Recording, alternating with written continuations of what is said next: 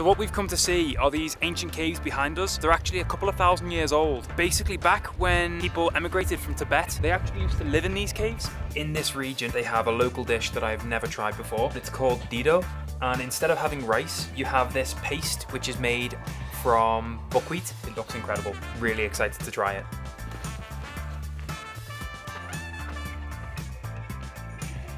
We are Andrew and Leanne, and in 2021 we packed our bags, quit our jobs and sold our car to buy a one-way ticket to travel the world. Join us as we explore ancient caves and the incredible landscape of Lower Mustang.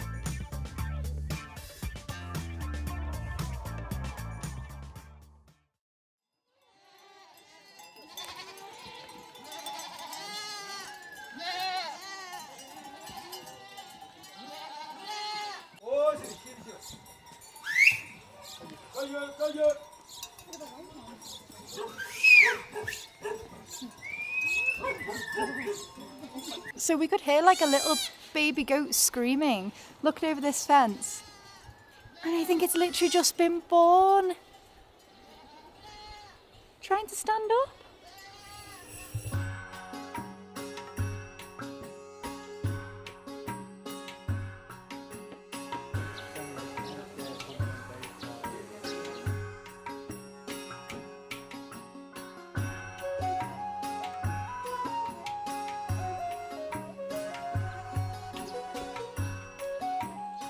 So Rema's just brought us through this tiny little town within the town of Kagbeni. It's like a maze. All the houses are built with mud and logs. And they're all so close together, it's all really compact and tight. Like every single corner is just tiny little houses. I just noticed. That one's definitely mine.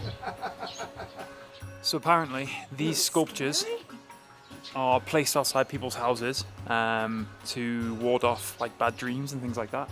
They tend to depict either men or women. We saw a woman further back. I'll insert a picture now. But this clearly is a man. I forgot to mention as well, this is the mountain we saw out of our bedroom window this morning. It is Nilgiri and it is 7,061 meters high. Stunning. It's got this absolute donkey of a dog following us. It's absolutely massive. Looks like a bear. Maybe he'll follow us all the way.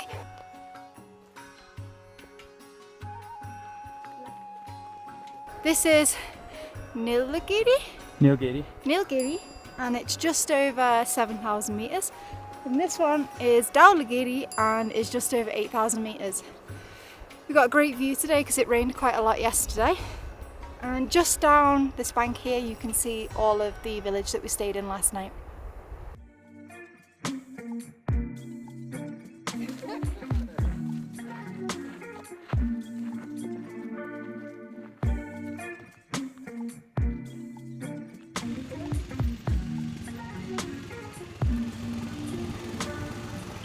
So all of this behind me is all part of the Annapurna range. It's huge, absolutely gorgeous. This is Trongla Pass in the middle. Beautiful.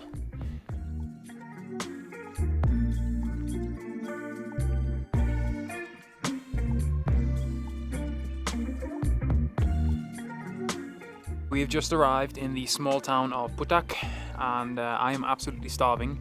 So we've all just ordered dal bhat. And I am once again having the yaksukati because it is absolutely delicious. Ah, that's delicious! Deri mitacha. So we still have another hour and a half-ish to go to Muktinath. So yeah, gonna refuel and then head out. So we're just coming into this town and we went up there onto the rooftop to get some tea and some dal bhat. And from the rooftop, looking down, you could see this little pen, and inside it there is the most adorable little foal running around. Doesn't look very old, maybe, I don't know, maybe a week or so, but look how cute it is. Dal bhat again with yaksukati. 2 dal bhats with yaksukati, 2 cups of tea, came to 2,000 rupees, which is about £12. Now we're refueled and back on the road. This small town behind me is Muktinath, and that is where we are stopping tonight. About another hour, I would say, until we get there. We have to kind of climb down a little bit, cross the river, and then back up. So this is our first suspension bridge here in Lower Mustang area. As you can see, we need to go across it and then up that path and then that way.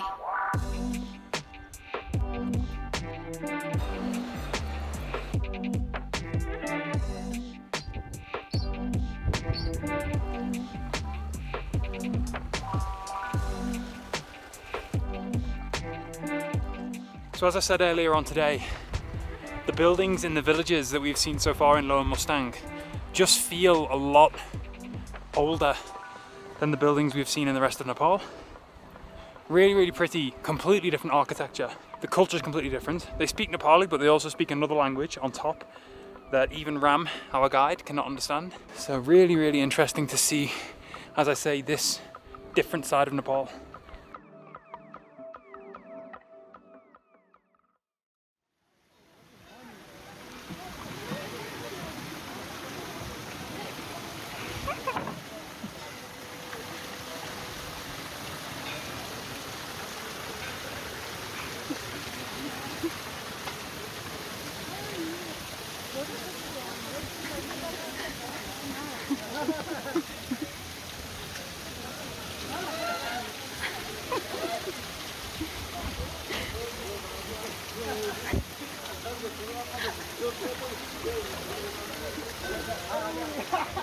Cold, really cold.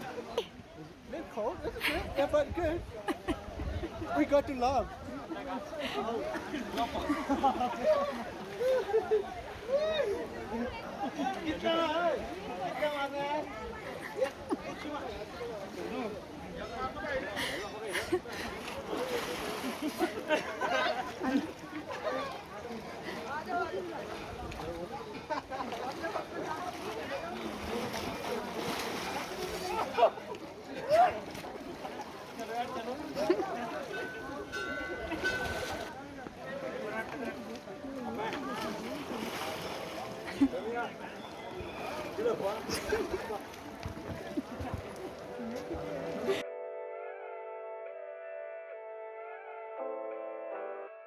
Okay, so day 2 of the hike is complete. Day 2 of the trek. Really, really easy day again. Fairly easy, to be honest. It took maybe 5 hours to get from Kagbeni to Muktinath. The weather's totally different to the EBC again. It's so hot, but then at night it's freezing. 2 highlights we have are, we had a dog follow us for like a long part of the journey. The other highlight was the temple that we went to up in Muktinath. Me and Ram actually took a shower under 108 fountains and then took a plunge in some questionably clean water. And yeah, just still really enjoying it. I think tomorrow we've got a really easy day, like 4 hours. So looking forward to relaxing in the evening a little bit. Really enjoying it and looking forward to seeing what else Lower Mustang has to offer.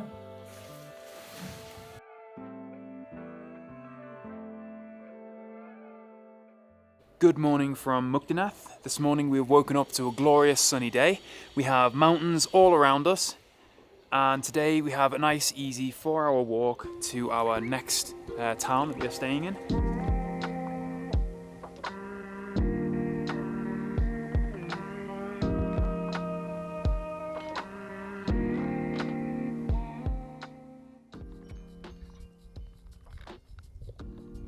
Can you see the horses? There must be 1, 2, 3, 4, 5, 6, 7, 8, 9, 10, 11, 12, 15, 16, 17. There's probably about 20 odd horses here, 25 horses, maybe more up ahead. Just grazing, happy. But yeah, they're pretty well behaved here. They don't run away or anything. I think in England, if you let a horse go, it'd be gone. I have decided to sport this fashionable towel around my head this morning. When we set off this morning, I hadn't put on any sun cream, and it's packed away in Leanne's bag, which is covered up and locked up like a fortress. So This is just protecting my neck. It's quite comfy actually. Keeps my neck cool, keeps the sun off of it, and it looks great as well.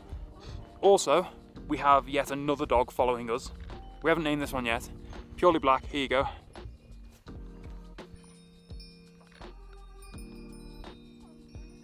We've called him Cole, for the dog that's following us. Also, he's got like an orange ribbon around his neck.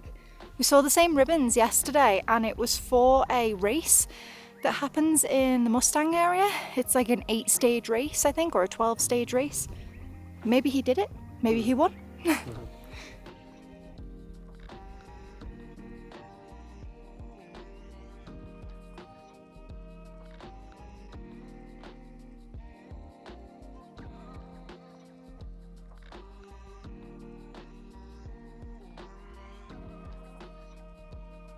2.5 hours in, and Cole is still following us. And then this town, just down here, that's where we are stopping for the night, and it is another 1.5 hours or so away.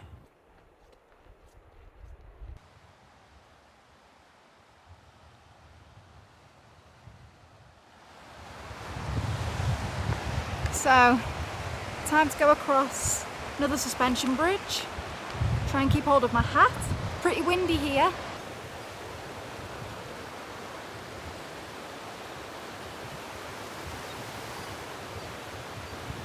As you can see, the bridge is bouncing a bit. Good though. I'm glad that they've got this bridge, because the bridge before is down there.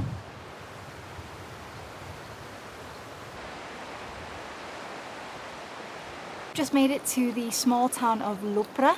It's only a small place. We are starving. Well, I'm absolutely starving, so can't wait for food.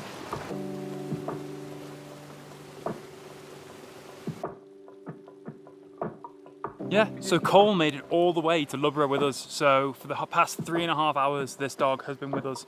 Just like that, off he goes. No farewell, no goodbye. He's here now, he's gone.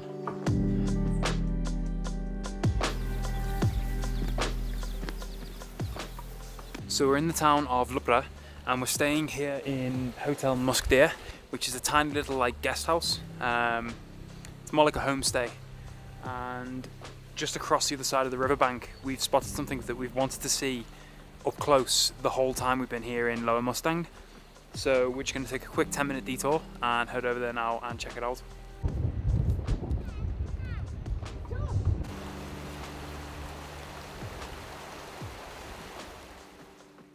So what we've come to see are these ancient caves behind us. Rams told us they're actually a couple of thousand years old. Basically back when people emigrated from Tibet into Nepal, they actually used to live in these caves. Nobody lives in them now, but apparently the people from the villages still use them to meditate in.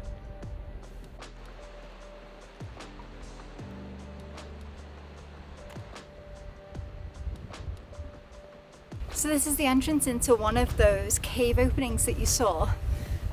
Unfortunately, they actually have doors on them with locks now, so this one's closed, but we'll keep looking. So we've actually just found one of the caves that's open. I'm not going to go inside, but I'll just show you inside quickly. It looks to be like a kitchen and a sleeping room, but here it is.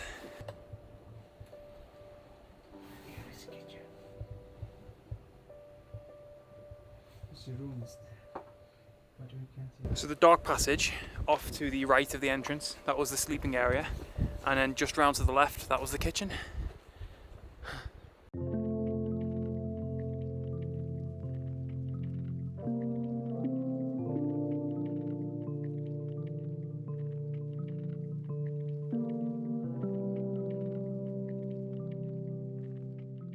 So as you can see, there were a lot more of these caves.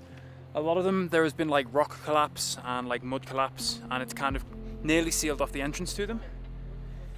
But still, absolutely fascinating to see. We're about to go inside of one now. This little doorway is the entrance to the actual cave. And let's go and have a look.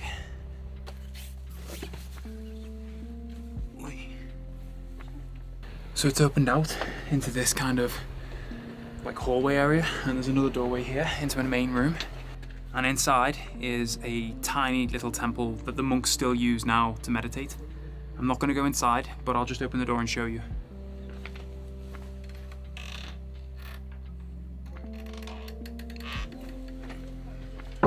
And another thing I want to point out is you can see a massive colour difference between the outside of the cave and the inside of the cave.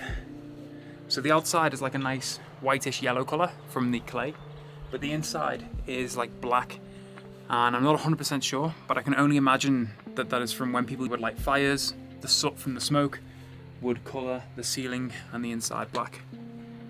It's amazing. And what's really surprised me is that the past few days that we've seen these caves as we've been walking through Lower Mustang, I've kind of just assumed that they were all small, primitive little tiny caves with just one room, but they're not. Most of them are like multi-story, like all of these holes might be just from one original cave, and like they literally just have like an entrance and then separate room chambers.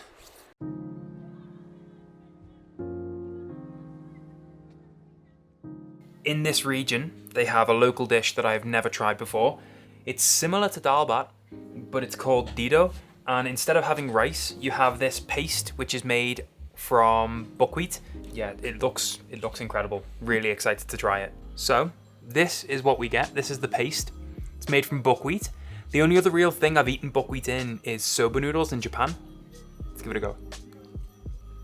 Tastes a little bit like soba noodles. Doesn't have a really strong flavor, kind of like a porridge. But then, when you start adding other flavors in, it's really, really good. It tastes almost a bit like a nettle soup. There's like blended greens in there. Potato curry is always amazing. Fresh veggies and these like lovely homemade sour pickles. I'm gonna absolutely devour this, and I believe I can get a top up on this as well.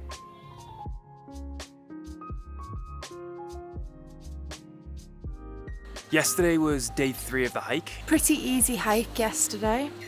Hey, good morning everyone. It's a beautiful day from here. It's all nice to see. Lots of mountains. Honestly, compared to EBC, I'm finding this hike a lot easier. The only thing I'm having difficulty with is traction with my shoes. Didn't have any boots, didn't rent any boots, so I'm just wearing running trainers. Lots and lots and lots and lots of downhill. I think we dropped about 1,000 meters.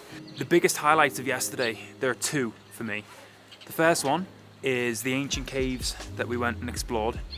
Really, really interesting to see that, and to see how people used to live in them, and to see how people still meditate in them. Really, really fascinating to me. And the second thing was trying the local dido. It's something I've never tried before. Really, really tasty, and if I get the chance to have it again, I definitely will. I think today we've got about another 5 hours, and we stop at Jomsom for lunch, which is quite a big town, so that's quite nice. I think we're only a couple of days from Tatopani, which I'm really, really, really looking forward to. Yeah, see you tomorrow.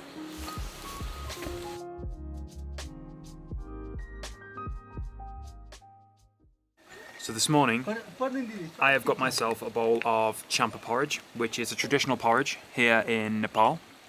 It is basically, what type of flour is it? It is, no, it's not buckwheat. Barley. It's made with barley flour. Normally, the ones I've had before have been cooked, but traditionally, apparently in Nepali style, they don't actually cook it, they just mix it with hot milk and butter. So I'm just gonna give it a quick mix because there's still some dry barley flour in the bottom. Add some sugar and give it a go.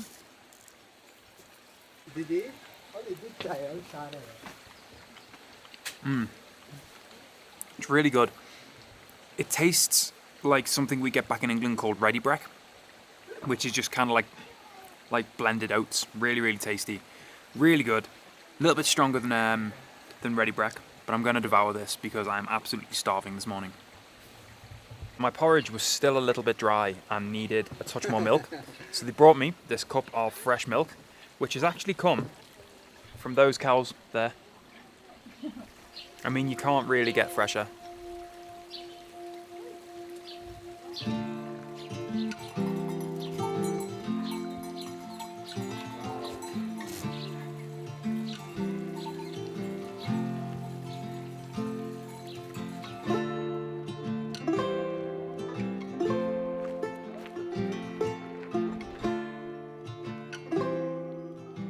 We're actually back on the main highway. We're now heading back towards Jomsom.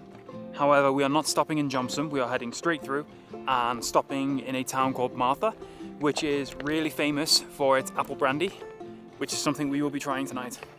Behind us used to be a road that ran all the way down here, and they tried to go through this rock, but I don't think they really managed. And what happened was a few people died with like landslides and maybe falling off the side of the road.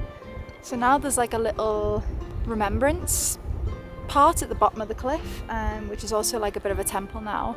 So instead of carrying on and trying to push through the rock to finish the road that way, they decided to build this road instead because it's further away from the rocks and it ended up being much safer.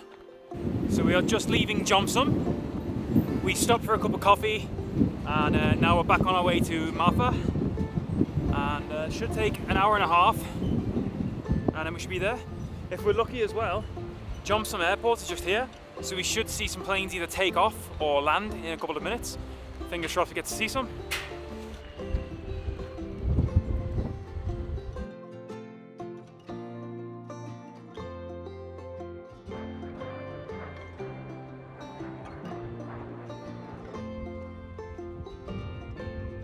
So we have just made it to the town of Marpha. The wind has picked up massively, and this place is really famous for apple cider. As you can see, there are apple orchards all around. So we are gonna have some lunch because we are all absolutely starving, and maybe a glass or bottle of apple cider.